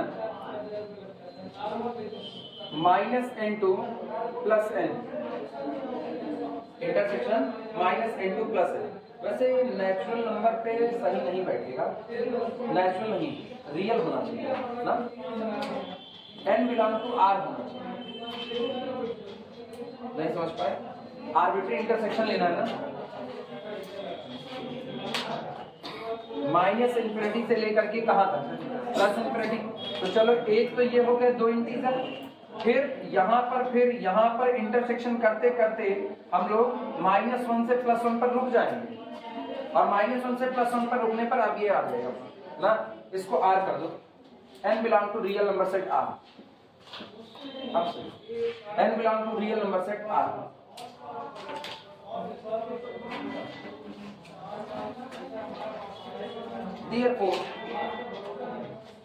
Therefore intersection -n2 plus n. सोचो ये क्या कह रहे हैं, कह रहे हैं हम दो लोगों को बिल्कुल नहीं लेंगे. किसको? नेगेटिव नंबर को और पॉजिटिव नंबर को, दो को बाहर कर देंगे. अगर इधर से कोई नेगेटिव आया बाहर, उधर से कोई पॉजिटिव आया बाहर, नेगेटिव पॉजिटिव बाहर करते चले जा रहे हैं, तो फाइनली आपके इंटरसेक्शन में शामिल कौन होगा? खाली singleton zero, neither negative not positive. तो this is equal to only singleton zero. बस ये जितने ओपन इंटरवल हैं रियल नंबर की लाइन पर, ये गौर करना, रियल नंबर की लाइन पर पहला ओपन इंटरवल तो खुद रियल नंबर की लाइन माइनस इंफिनिटी टू कितना, प्लस इंफिनिटी. इसके बाद इसका इंटरसेक्शन अगले के साथ लो, जैसे -100 से लेकर के +100, इसके साथ इंटरसेक्शन लोगे तो यही बीच वाला आएगा कि नहीं. हम कह रहे इसका भी इंटरसेक्शन आप ले लो किससे, मान लो -50 से लेकर के कितना, +50. तो इंटरसेक्शन फिर यही अंदर वाला आएगा कि नहीं. हर बार आप, और अंदर वाला आ रहा है तो -50 उसमें शामिल नहीं है, +50 उसमें शामिल नहीं है. आप ये कह रहे हैं इंटीजर छोड़िए, दोनों किनारे रियल होने चाहिए. तो आप क्या रहे हो, जब आप इंटरसेक्शन लोगे तो सबसे छोटा वाला आएगा. लेकिन तुम गौर करो, हर नेगेटिव बाहर जा रहा है, हर पॉजिटिव बाहर जा रहा है. जब सारे नेगेटिव सारे पॉजिटिव बाहर जा रहे हैं तो एक्चुअल में आपके पास बचा क्या, नाइदर पॉजिटिव नॉट नेगेटिव, जो कौन है. और एक सिंगलटन सेट कभी भी ओपन नहीं हो सकता. लिखना which is not open, which is not open, which is not open. और ये आपका कभी भी ओपन नहीं हो सकता. अगली प्रॉब्लम है, एक फाइनाइट सेट कभी भी ओपन सेट नहीं हो सकता है. अगली प्रॉब्लम,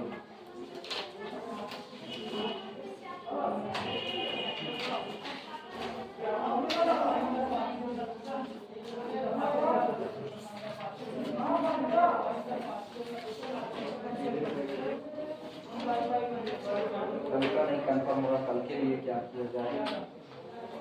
कॉलेज में पता नहीं कौन बताएगा, नहीं जल्दी भी खींच लेते.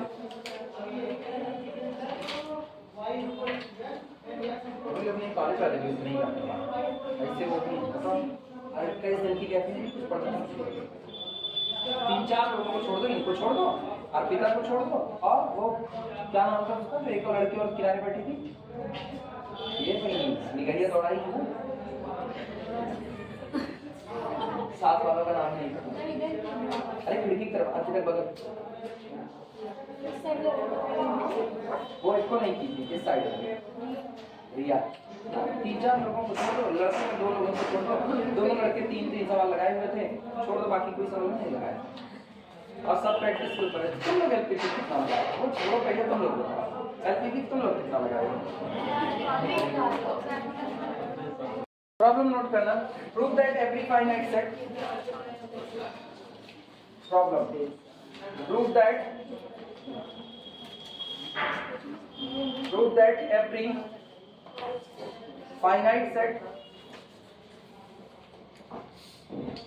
every finite set in metric space in metric space is not open,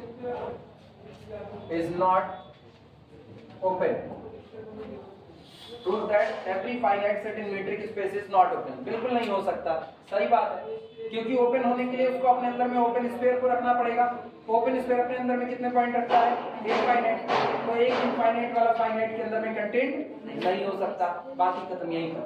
आई बात समझ में? देखो, लेट माना एक फाइनाइट सेट बनाओ, सॉल्यूशन लिखना है इसमें, let capital T is equal to x1 x2 up to so on xk is finite set, माना ये एक दिया गया फाइनाइट सेट है having k points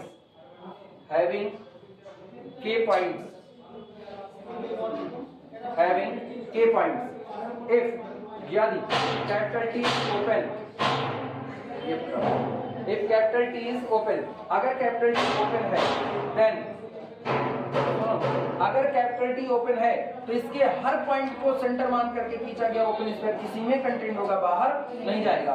तो then open sphere with center xi and radius ri, it is the subset of capital T for all I is equal to 1 2 so on k। तब ऐसा होगा। और एक चीज and for all xi belong to capital T, for all xi belong to capital T। हो गया? लिख चुके सब लोग? This is impossible.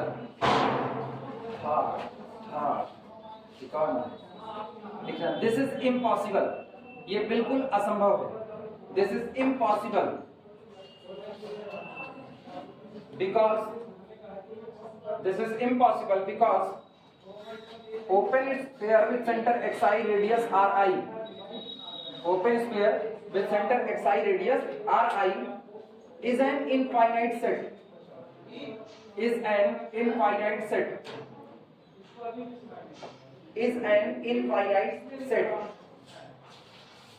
हो गया? is an infinite set which cannot be contained,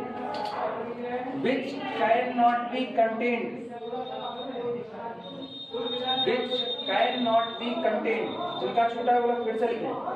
This is impossible because open sphere with center xi radius ri is an infinite set,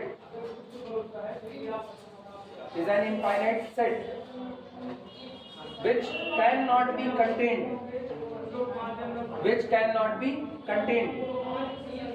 in finite set T, जो किसी फाइनाइट सेट में कभी भी contain नहीं हो सकता। लिखे 10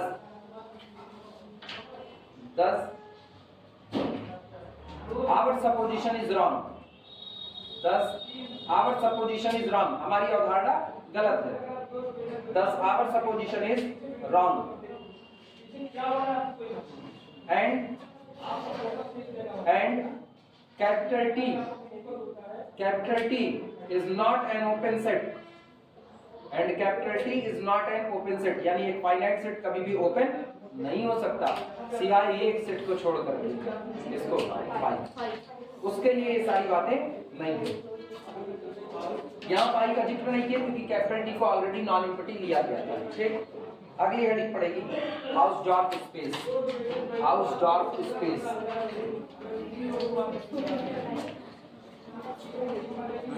एच ओ नहीं रहेगा, एच ए रहेगा। HAUS house.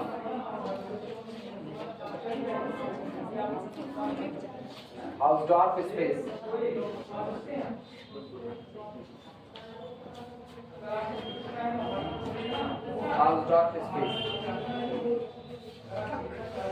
इसीलिए हाउस नहीं करें, हाउस करें, house.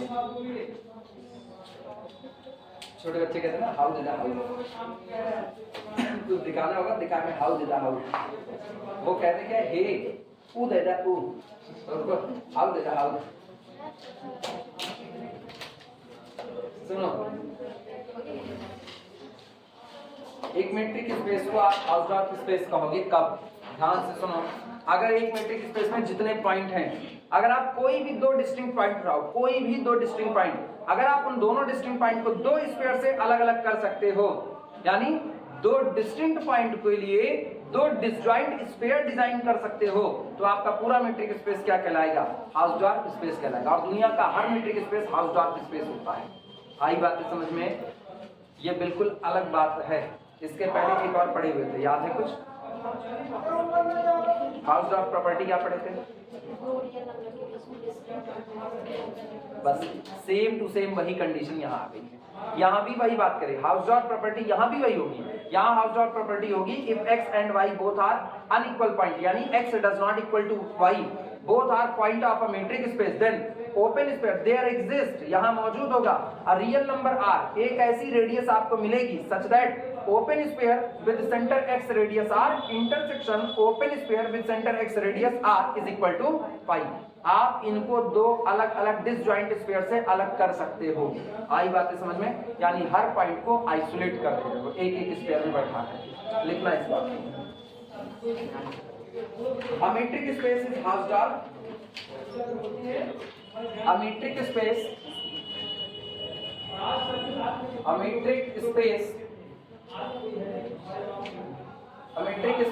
is Hausdorff.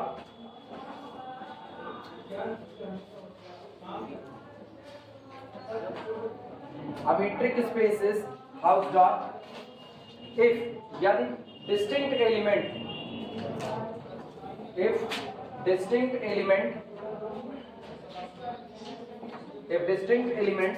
can be isolated, विलगित किए जा सकते हैं, अलग किए जा सकते हैं, can be isolated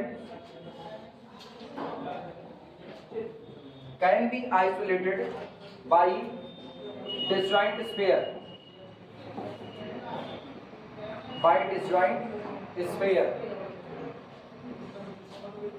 एक मेट्रिक स्पेस एक हाउसडॉर्फ स्पेस कहलाएगा अगर उसके पॉइंट डिस्टिंक्ट स्फीयर के द्वारा क्या किए जा सकते हैं?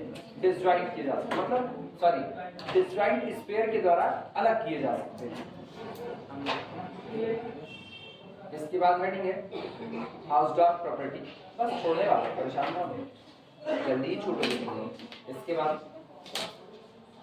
घर जाकर के आराम से चाय पीते हुए पढ़ाई चालू। हाँ, पढ़ाई कर लेना, खाना चाहे भूल जाना। अगला संडे इसके कितने दिन बाद है? 7 दिन बाद है, दूर नहीं है। आपकी बात पढ़ेगी।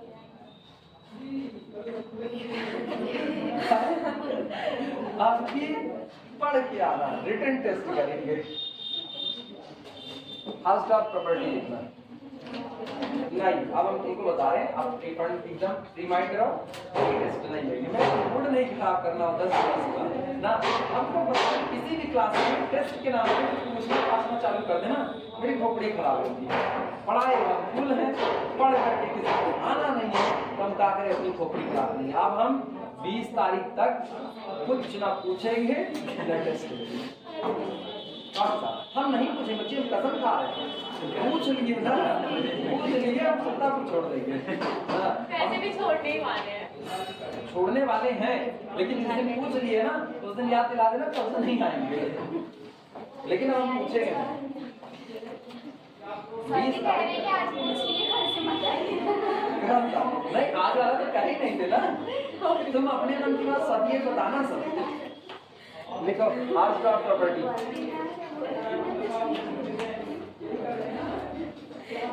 हाउसडॉर्फ प्रॉपर्टी पूछ लीजिएगा। चलो हाउसडॉर्फ प्रॉपर्टी लिखो, खत्म हुआ। बोले लिखना, let x y be two distinct point, let x comma y be two distinct point,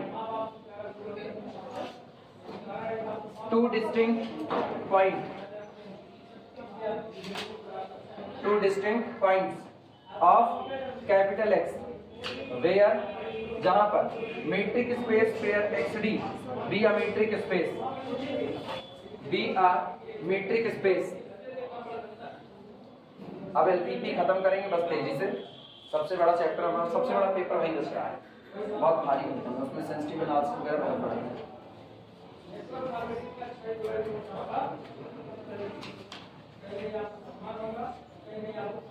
हो गया लिखना। देन देयर एग्जिस्ट यहाँ मौजूद होगा an small r greater than 0, there exist a small r greater than 0 such that, जो इस तरीके से होगा कि open sphere with centre x radius r intersection open sphere with centre y radius r is equal to 5। मतलब मैंने दोनों point x और y को दो डिसजॉइंट स्फीयर से क्या कर दिया, आइसोलेट कर दिया, क्योंकि मैंने ऐसे स्फीयर ड्रॉ किए हैं कि इस स्फीयर और इस स्फीयर में कुछ भी कॉमन नहीं है। क्लियर हुआ? फिगर ऐसे दे देना छोटा सा। इसी प्रॉपर्टी को हाउसडॉर्फ प्रॉपर्टी कहते हैं।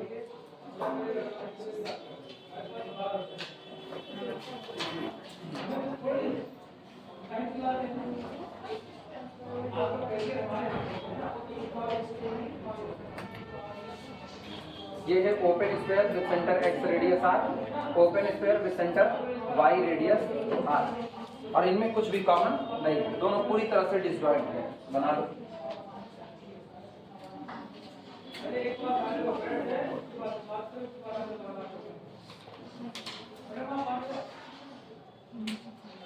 एक आखिरी करवाएंगे, इसके बाद फिर जा सकते हो। आखिरी, हर मीट्रिक स्पेस हाउसडॉर्फ स्पेस होता है, यही करवाएंगे।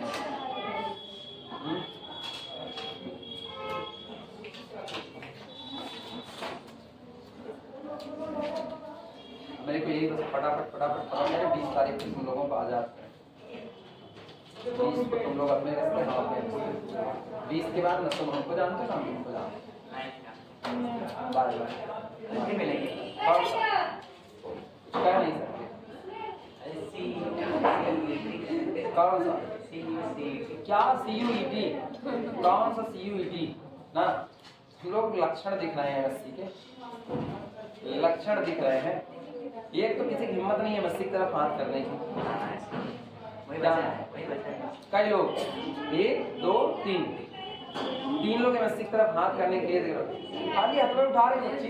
तुम लोग अकबरपुर को बदनाम करके रखते हो, तुम लोग खाली हाथ उठा रहे हो बस। अभी जैसे शुरुआत करेंगे, चलो पढ़ना है, कैसे घर वाले फोन करेंगे, अब घर वाले बुलाए हुए हैं, तबीयत खराब हो गई सर जी, आज बाटी चोखा खा लिए, मुंह में छाला पड़ गया, आएंगे तो बोल ही नहीं पाएंगे, फिर ये बातें निकलने लगेंगी।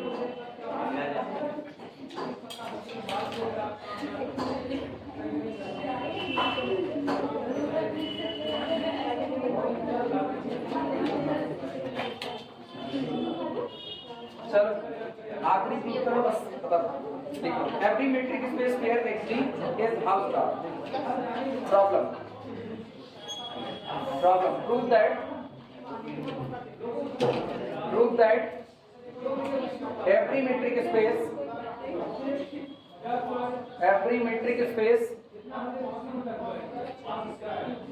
prove that every metric space pair XD is Hausdorff.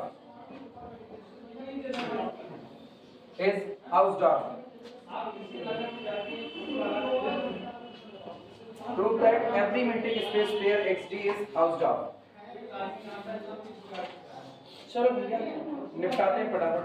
तुरंत एक काम करो, दो डिसजॉइंट पॉइंट लो, लिखना डिस्टिंक्ट सॉल्यूशन। लेट माना x, y belong to capital X such that x does not equal to y। माना मैंने दो पॉइंट चुन लिए x और y, और दोनों अपने दिए गए मीट्रिक स्पेस के दो डिस्टिंक्ट पॉइंट हैं। क्लियर हुआ? अच्छा, अगर ये दो डिस्टिंक्ट पॉइंट हैं तो इनके बीच में कोई ना कोई डिस्टेंस होगी, तो this implies that distance between x and y is equal to r conformally greater than कितना लिखा जा सकता है, नोट करो। आप पता है दो स्क्वायर लें, काम खत्म आपका। ये देखना, ये आपका मीट्रिक स्पेस, ठीक, ये आपका पॉइंट x और ये आपका पॉइंट y, और इनके बीच की ये डिस्टेंस कितनी r। का काम करो ना, जो स्फीयर बनाओ उसकी रेडियस आधी कर दो, तो आधा इनका आधा इनका बन गए दो स्फीयर।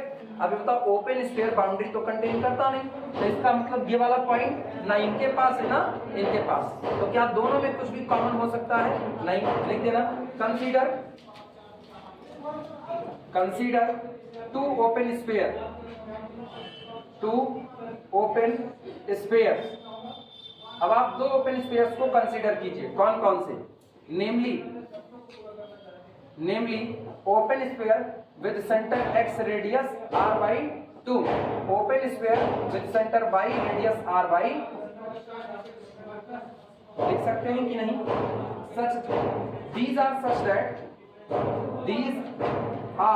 such that ये इस प्रकार हैं कि open sphere with center x radius r by 2 intersection open sphere with center y radius r by 2 must be equal to 5। Figure बना लीजिए, must be equal to 5।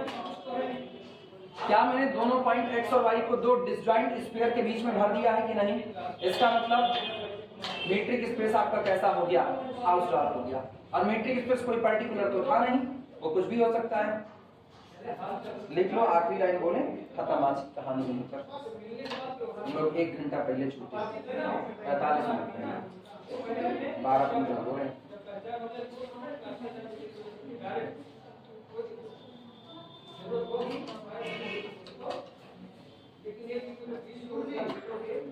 पढ़ाई चालू कर दो, तुम लोगों को एकदम भारी लोड पड़ने वाला है। पीछे का पूरा दोहरा डालो, वरना आगे वाला इतना आता जाएगा तुम्हारे पास मौका नहीं रहेगा याद करने का। ठीक, सवाल हम कम नहीं कराएंगे, सवाल हम ज्यादा ही कराएंगे, चाहे एलपीपी हो चाहे कॉम्प्लेक्स हो, सवाल नहीं कम कराने वाले। हमको ये रिस्क नहीं काम करना चाहिए, सवाल छूट जाए तो चले तुम जाओ इधर उधर और तुमको कुछ आ ही नहीं रहा। लिख लिए सब लोग? लिखना, here we see that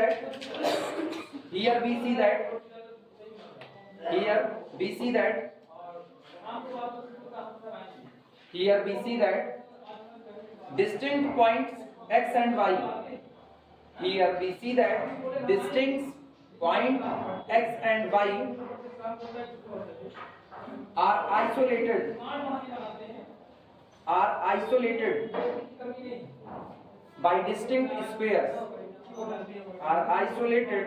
by distinct spheres, meanwhile आ गया ये फिर से।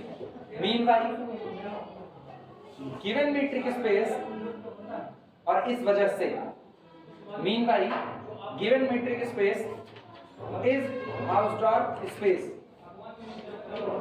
given metric space is Hausdorff space। ठीक, और पढ़ाएं? आज कहोगे तुम लोग पढ़ा दीजिए, अभी ऐसे होता तो कितने नहीं गए। आज इमेज बचानी है अपनी ना, आज इमेज बचा रहे हैं सब लोग। नहीं, लापरवाही छोड़ो तुम लोग, एग्जाम हो जाएगा ना, आप मोल ले लो कि जितना बटोर करके रख रहे हो इतना याद नहीं कर पाओ, बहुत भारी भरकम पैकेट है।